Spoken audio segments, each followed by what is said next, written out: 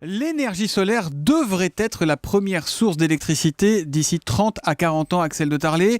On n'est pas là dans un rêve d'écologiste, mais c'est ce qu'on peut lire dans 2 études que vient de publier l'Agence internationale pour l'énergie. Oui, et ce serait un changement majeur parce qu'aujourd'hui, le solaire ne représente quasiment rien. Plus de 70% de l'électricité produite dans le monde vient des énergies fossiles, donc le charbon, le gaz, le pétrole.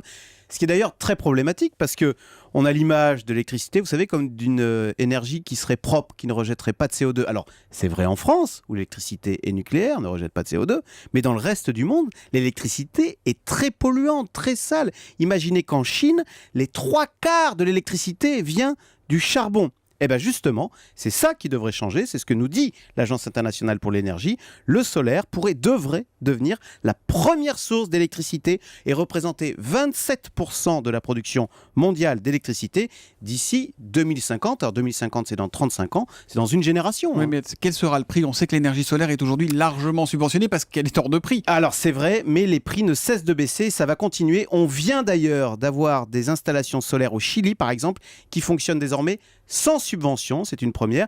Et puis alors, donc ils sont compétitifs. Voilà, là où l'électricité est chère, le solaire devient compétitif.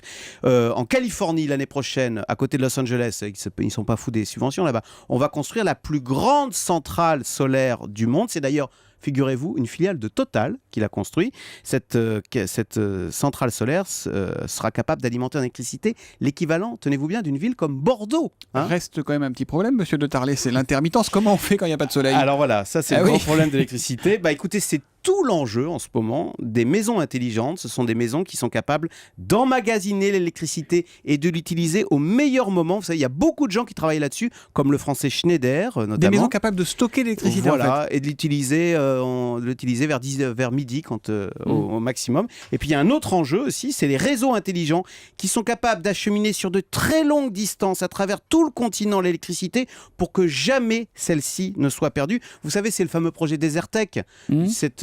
C'est pas un rêve, une gigantesque centrale en Afrique du Nord qui alimenterait toute l'Europe en électricité.